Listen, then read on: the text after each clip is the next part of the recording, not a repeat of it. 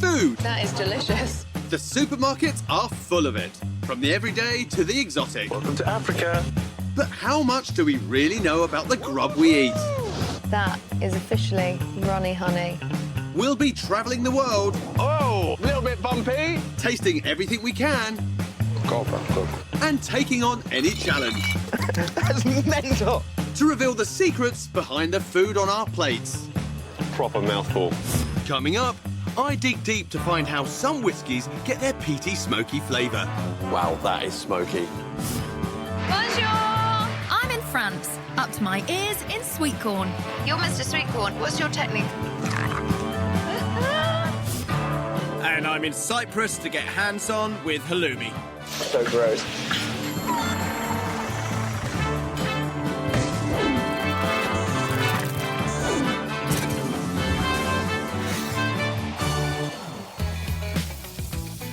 First up, halloumi. Cheese doesn't seem to melt. It's a firm favourite on my Barbie, but why doesn't it melt like other cheeses? It's a real mystery. Haloumi. To solve this non-melting enigma, I'm off to Cyprus. From Larnaca, we head west to the foot of Macheros Mountain and onto a small village where chef George Kyprianou is waiting. Hello, George. Hello there. Good to meet you. Now, George, you're a chef. You know a lot about halloumi? Time to find out just how much heat halloumi can handle. So we have here 3 different cheeses. We have the cheddar. We have the mozzarella, halloumi cheese from Cyprus. Which is your favourite? Halloumi cheese. Of course it is. Halloumi cheese. It's already melted, yeah? The cheddar's going mental. Yes, and the mozzarella as well. But halloumi not. Very nice color. Yeah. With a laser thermometer, I can see the mozzarella melts at 55 degrees, closely followed by the cheddar at 65. They're a mess. But the halloumi is hardly breaking sweat. 99, 117. We can cook halloumi in the oven as well. Over 180 degrees. Doesn't melt. And it doesn't melt. Defiant. Yes. It's like the spirit. It's Spirit like of a Cyprus. Yeah.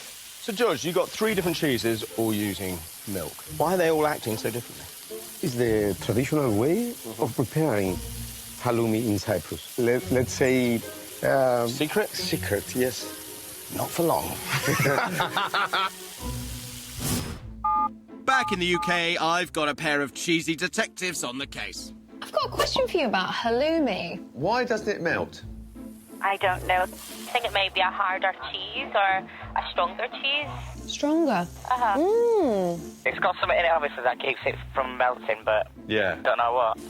What, something to do with the milk they use or something? I really don't know why. It's a mystery. Looks like it's down to me to turn up the heat on this Mediterranean mystery back in Cyprus. I'm off to meet dairy farmer John Pittas. Hi, Matt. Nice to meet you. Nice to meet you. John, I'm told you're the biggest halloumi producer in the world. Is that right? We are. Can I see what milk you use? Yeah. Excellent. Follow me. The Pittas family have been producing halloumi here since 1939. I've arrived at milking time to be faced with this. Why am I suddenly feeling nervous? So, John, how many goats does this farmer have? About 300 to 400. That many. Is it important to the halloumi business that you use goat's milk? Well, definitely. I mean, traditionally, halloumi was made of sheep and goat milk. John's keen for me to get hands-on. This one not... Sorry. So gross. There doesn't look like an awful lot of milk in these. It doesn't take long to milk them. Are there enough goats in Cyprus? At this point of time, there is not enough. Right. And we had to use cow's milk. OK. So it's sheep, goats and cow's milk? I was starting to think halloumi's melting point was down to goat's milk. So if it's not the type of milk, what is it? That's a good job. If you have problems in UK, you come here. OK, that's more than enough for me. I think I've just become lactose intolerant. Yeah. I leave it to the farmers to do the job. Yeah. It's quite an acquired taste, isn't it? Standing in this pit, looking at this view. Known as the Queen of the Hebrides, Islay is an officially designated centre of whisky production, with 8 distilleries spread across the island. I'm here to see Operations Manager Colin Gordon, who's asked me to meet him on one of the island's famous peat fields. Oh, here we go. There's 2 guys in the middle of a field there. Colin and his mate Ian are continuing the ancient tradition of peat cutting. Hi there, guys. Hello. So tell me, chaps, how important was peat to the island then, or still is to the island? Hugely important. This was the predominant fuel source for people on the island for heat. And over time, this is what fired the stills and dried the malt, so it's intrinsically linked with whisky on the island. This type of peat is fibrous, made up of decaying vegetation. It's been used as a fuel source by the islanders for centuries, due to its high carbon content. Is it quite a skilled job? Well, Henry, if I can do it, you can do it. Push down, and then tail back and lift it out. Oh! Got away from me. Try again. Got it. Hey. Woo. That's the one. Got the one. Look at that. After the peat has been cut into bricks, it takes 2 to 3 weeks to dry out, and then it's burned in the same way as coal. Now, a lot of people would say digging up peat isn't a very sustainable or environmentally friendly thing to do. We realise we need to be resourceful in how we use it and ensure that we are not damaging a fuel source that we need for our industry. Scotch whisky takes less than 1% of all peat cut. I mean, we have about 100 acres we have licence to cut. And as you can see, as we're cutting here today, you're laying out as you move along the bank, so the ground has a chance to regenerate, which is really important. We're also working in close links with the Scotch Whisky Association, and we've actually got a project now looking at regenerating 700 acres with the RSPB as well. And so this hasn't been cut for how many years, do you think? Starting over there maybe 100 years ago. Oh, so it is really sort of left to fallow. You cut your peat, then you'd leave it for 50-odd years, maybe 100 years, then return and cut some more. Yeah, absolutely. And how long have you been doing it? 50 years. Wow. That's incredible. I've been doing it since I was a wee boy. I'm not very big just now, but... So the smoky flavour comes from peat. But how do they get it into the whisky? Colin's taken me to the maltings, where the barley is malted before it goes anywhere near a distillery. OK, and you come. Right, hard hat, high vis. Right then, lead on, let's go. Here the grain is soaked and germinated before being dried. And to create a smoky whisky, it has to undergo a very special treatment. Wow, look at that. Welcome to the kiln room. Smoke from these giant fires is blown into the containers of malted grain. So this is the peat here, then? Yeah, so this is what we're using on the fires. It's what we saw up at the Moss earlier. Traditionally, Islay whisky is all about the smoke, and once that's imparted on the malt, we send it to the distilleries, and that's what's going to give them the smoke in the whisky. We want maximum smoke going up through the system and sticking to the husk of the grain. Now the smoked grain will be shipped off to the distilleries to be mashed, fermented, and turned into famous Islay whisky. To find out, I'm heading to the southwest of France, home to the largest sweetcorn processing plant in the world. There's corn everywhere. My goodness, more fields. It's all along here. And look, all along here. This is definitely corn country. The sweetcorn harvest is in full swing, and I want to see how the professionals pick them. Bonjour! This is a serious piece of kit. Time to dust off my GCSE French. Ah, je m'appelle Kate. Merci beaucoup, merci beaucoup.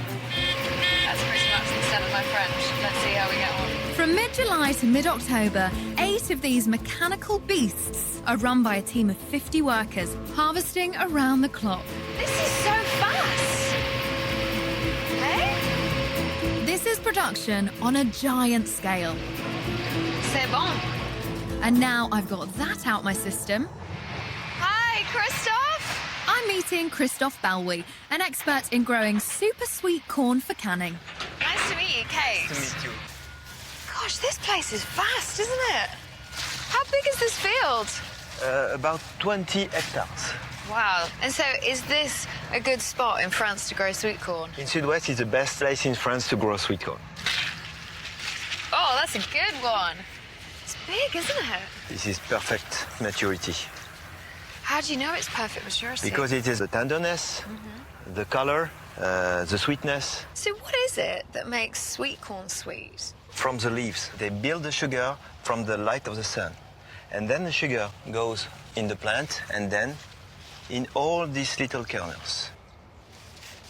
That is some very sweet corn, Christoph. You're Mr. Sweetcorn, how do you do it?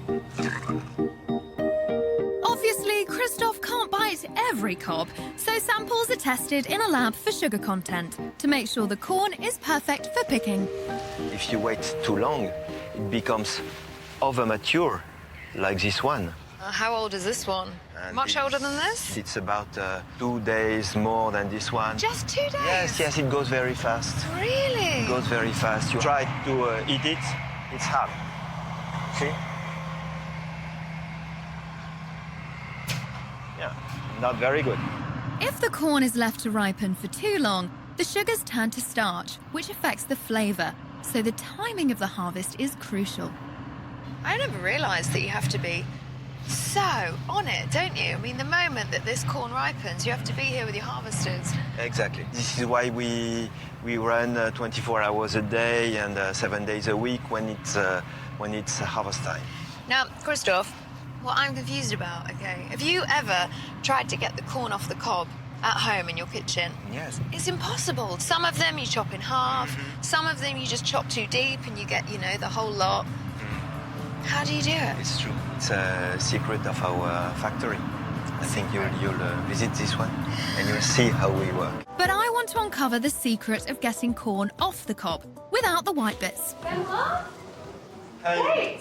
Kate, nice to meet you. Nice to meet you too. Welcome to Said Farm. Benoit runs the biggest tin sweet corn factory in the world. I reckon that makes him the corn colonel. Look at all of that sweet corn. It's a little bit like, have you ever been to an arcade and you put your money in those coin machines? But you never win. Yeah! We've just won loads of sweet corn.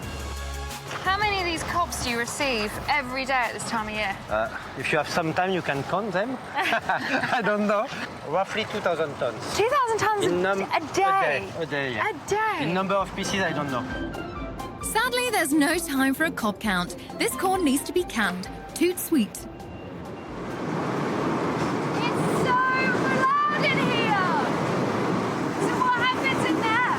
Now we are de-husking the corn. First, the corn goes through a machine that removes the leaves and husks. That looks about ready to strip the corn off. Yeah, almost. How do you do it? Still part of the secret. The crop picked this morning will be in tins within 8 hours. Amazing. But how do they get their corn off the cob? So you have the corn, and then it goes into this conveyor. The kernels will be removed by this plate. Here, really, it is where the things happen. Ah! And there you have it. That is a script corn on the cob. Benoit's agreed to show me these knives in close-up, somewhere a bit quieter. This is a cutting edge. Oh, and are those blades? Yeah. So you've got 6 extraordinarily sharp blades set, well, pretty much around a circle. Yeah. And so then the cob goes in. On the machine, it is rotating. Sweet corn comes in. Just like this, but at high speed. High speed, yeah. But cobs come in all shapes and sizes, so how can they be sure they're not damaging the kernels or taking off the white bits? How does it adjust to the different sizes of sweet corn? It's still part of our secret. Does this adjust in size? Yeah. Can you show me? Basically this way, but we have specific program to take care of the knives, adjusting the settings that we won't share with you. Is that a trade secret? It's a secret. So the machine consists of spinning knives that strip the kernels from over 7,000 cobs an hour. And the knives constantly adjust to fit the exact size of every one of those cobs. This is one sharp operation. Who would have thought that all of that technology and that little secret circle of swords goes into getting this corn into this can? Now I'm just outside the capital, Nicosia. John's brought me to his halloumi factory where I'm hoping to find out why this particular cheese doesn't melt. So, John, I've seen where the milk comes from. How do you turn that milk into halloumi? Well, the whole process is here. I'll show you. Great, lead the way. The milk is warmed to 32 degrees and then an enzyme called rennet is added. So what's happening here then? So the curd has coagulated. Okay, like blancmange. The rennet sets the proteins in milk which form into curds, leaving the rest of the milk as watery whey. So what does it look like after 30 minutes? If you have a look here, that's how it looks like. Okay. See the particles, they separated. Now it's ready for molding. For the cheese to be moulded, the solid curds and watery whey need to be separated. What is this you do? We fill that's the curd into the mold. And then we press it. So all this is getting pressed? Always. I know this is fairly standard process for all cheese making, so I'm struggling to see what gives halloumi its heat-resistant properties. This is a step that makes halloumi different from other cheeses. Okay. We're cooking it. Actually, we cook it in clarified way for 1 hour. Okay. At 90 degrees centigrade. Basically, simmering halloumi in its own clarified way is the secret to why it doesn't melt on my barbecue. Is that right? Correct. What's causing it not to melt by heating it at this stage? The curd, the protein, becomes a bit more strong and more tight. Cooking the cheese causes the protein molecules to lock together tightly, creating a rigid structure. This means it won't easily break apart when heated a second time. Can I try some now? Of course. Go on then, lead the way. But before I'm allowed to try it, John's got one last job for me. Here we cut the cheese out of the column. Give it a try, it's not very difficult. What do I do? Small to this, medium 9. 1, 2. Okay, that's enough. Go on, you carry on. The factory churns out 40,000 blocks of halloumi every day. All halloumi? All halloumi. So surely they're not going to miss one. Smells delicious. Ooh, that's really good. Let's have some more. I'm eating a whole block.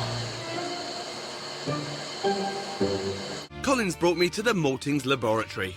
This is where we're going to analyse the malt for phenol, which is going to impart the flavour further on the line in the whisky. You're saying phenol. What do you mean, phenol? So phenol is just a compound that is produced from the smoke. It's an organic compound. When you ignite the peat, you will release phenol, and that's what sticks to the husk of the grain, and that's what, through the process, will give you your smoky character of your whisky. So just like when you stand by a bonfire and the smoke gets onto your hair and clothes, the phenols from the peat smoke stick to the husks of the grain. So this is finished malt. We analyse this in the lab here to see how high the phenol content is. They will probably be sitting normally between about 30 and 40 phenol. It smells like a really fine cigar, doesn't it? That's a cracker. That's about a 45 phenol, I'd say. Wow! And you can tell the phenol level just by smelling them? Not quite. I wish I could. I wish I could. It would save us money in the lab, certainly. No, we really need to run it through some tests, and that will tell you the amount of phenol in the grain. The higher the levels of phenol, the stronger the smokiness of the whisky. So tell me, do different peats add different flavours to the whisky? Peats are made up from different plants, organic matter. So on Islay we have a high percentage of sphagnum moss and heather.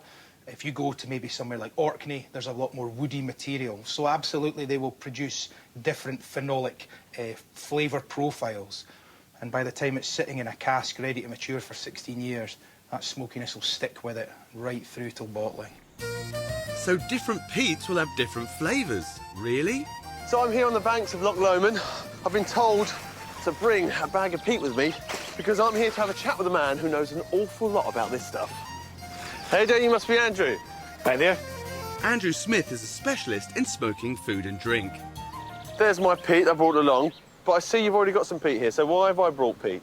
So you've got an Islay peat from the west coast. Yeah. I've gone the opposite end of the country. I've got a northeast Highland peat here. But of course when you burn them, smoke is smoke, right? I would fully expect that you'll be able to pick up completely different flavours from the two different smokes. We're going to put Andrew's smoking theories to the test on another Scottish delicacy, scallops, a food famous for taking on flavour. We're tasting the Highland peat smoked scallop first. Light smoky flavour, It's added an extra bit of savouriness, I think, to the scallop. It's adding a depth of seasoning to it and just adding a wee bit extra richness. Let's compare that with the Islay one. Oh, it smells stronger. I'm getting a lot more of the smoke from that. It seems a lot richer, a lot sweeter. Yeah, it has. It's the difference between milk chocolate and dark chocolate. That sort of... There is definitely a difference between the smokes. So it's not all smoke and mirrors. Different peats will give different flavours. Absolutely. We should be able to get the different flavours from the different smokes and the different peats onto the foods and the drinks. So it's all down to those phenols. Who'd have thought that the smoky flavour in whisky comes from burning peat long before it ever hits the barrel? I'll raise a glass to that. That's the ticket.